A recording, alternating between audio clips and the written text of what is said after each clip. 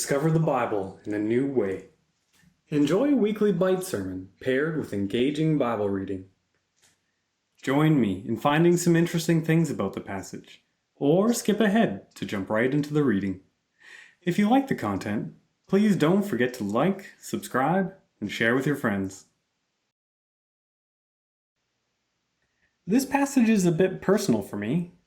I'll be speaking more to myself than any of you. I've recently begun a journey to become single-mindedly focused on God and His kingdom. Matthew 13:22 shows how I can obtain a bunch of biblical knowledge, call myself a Christian, go to church regularly, and even help people from time to time, but still produce nothing beneficial to God's kingdom. You'll notice all four of those statements are about me. My faith is rooted in my actions, and I am a strong Christian based on what I do. While there is nothing inherently wrong with any of these things, the source matters.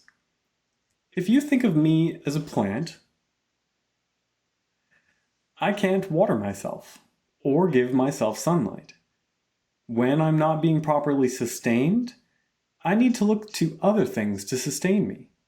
I need to try and find fun things to do because I work so hard for God and my family.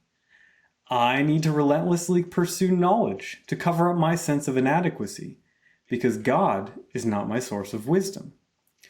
When I am rooted in myself, I can only grow so much. Crucially, I am not able to produce good fruit on my own. When I take to heart the fact that I am not my own plant, that all my time, resources, and knowledge come from and belong to God, and that He is a good gardener, He will make me grow. He will cause me to thrive and be completely fulfilled in my purpose of bearing fruit. A plant can experience all this life has to offer by being carried around in a pot, but it will never reach its potential unless it is planted fully in good soil. And with that, let's read the not boring Bible. Matthew chapter 13. Later that same day, Jesus left the house and sat beside the lake. A large crowd soon gathered around him, so he got into a boat. Then he sat there and taught as the people stood on the shore. He told many stories in the form of parables, such as this one. Listen, a farmer went out to plant some seeds. As he scattered them across his field, some seeds fell on a footpath, and the birds came and ate them. Other seeds fell on shallow soil with underlying rock. The seeds sprouted quickly because the soil was shallow, but the plants soon wilted under the hot sun. And since they didn't have deep roots, they died. Other seeds fell among the thorns that grew up and choked out the tender plants. Still, other seeds fell on fertile soil, and they produced a crop that was 30, 60, and even 100 times as much as had been planted. Anyone with ears to hear should listen and understand. His disciples came and asked him, "Why do you use parables when you talk to the people?" He replied, "You are permitted to understand the secrets of the kingdom of heaven, but others are not. To those who listen to my teaching, more understanding will be given, and they will have an abundance of knowledge. But for those who are not listening, even what little understanding they have will be taken away from them. That is why I use these parables. For they look, but they don't really see. They hear, but they don't really listen or understand.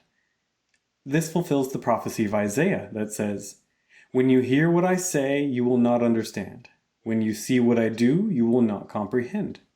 For the hearts of these people are hardened, and their ears cannot hear, and they have closed their eyes so they cannot see. And their ears cannot hear, and their hearts cannot understand. And they cannot turn to me and let me heal them.'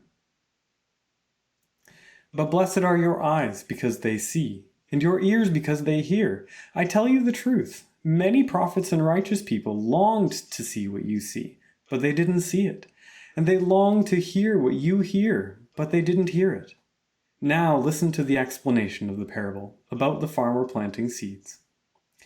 The seed that fell on the footpath represents those who hear the message about the kingdom and don't understand it.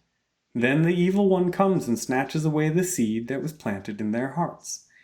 The seed on the rocky soil represents those who hear the message and immediately receive it with joy. But since they don't have deep roots, they don't last long. They fall away as soon as they have problems or are persecuted for believing God's word.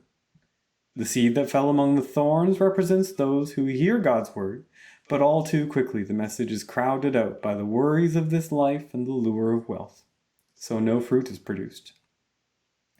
The seed that fell on good soil represents those who truly hear and understand God's word and produce a harvest of 30, 60, or even 100 times as much as had been planted. Here is another story Jesus told. The kingdom of heaven is like a farmer who planted good seed in his field. But that night, as the workers slept, his enemy came and planted weeds among the wheat, then slipped away.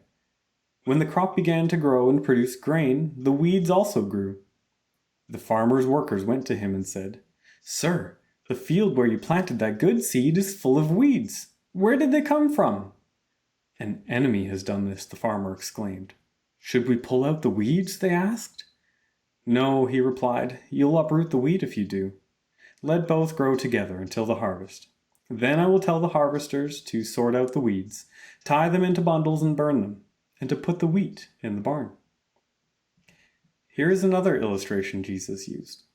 The kingdom of heaven is like a mustard seed planted in a field. It is the smallest of all seeds, but it becomes the largest of garden plants. It grows into a tree, and birds come and make nests in its branches. Jesus also used this illustration. The kingdom of heaven is like the yeast a woman used in making bread. Even though she put only a little yeast in 3 measures of flour, it permeated every part of the dough. Jesus always used stories and illustrations like these when speaking to the crowds. In fact, he never spoke to them without using such parables. This fulfilled what God had spoken through the prophet. "I will speak to you in parables. I will explain things hidden since the creation of the world." Then, leaving the crowds outside, Jesus went into the house. His disciples said, "Please explain to us the story of the weeds in the field." Jesus replied, "The Son of Man is the farmer who plants the good seed. The field is the world, and the good seed represents the people of the kingdom. The weeds are the people who belong to the evil one. The enemy who planted the weeds among the wheat is the devil. The harvest is the end of the world, and the harvesters are the angels. Just as the weeds are sorted out and burned in the fire, so it will be at the end of the world. The Son of Man will send his angels, and they will remove from his kingdom everything that causes sin and all who do evil. And the angels will throw them into the fiery furnace, where there will be weeping and gnashing of teeth. Then the righteous will shine like the sun in their Father's kingdom. Anyone with ears to hear should listen and understand." The kingdom of heaven is like a treasure that a man discovered hidden in a field. In his excitement, he hid it again and sold everything he owned to get enough money to buy the field. Again, the kingdom of heaven is like a merchant on the lookout for choice pearls. When he discovered a pearl of great value, he sold everything he owned and bought it.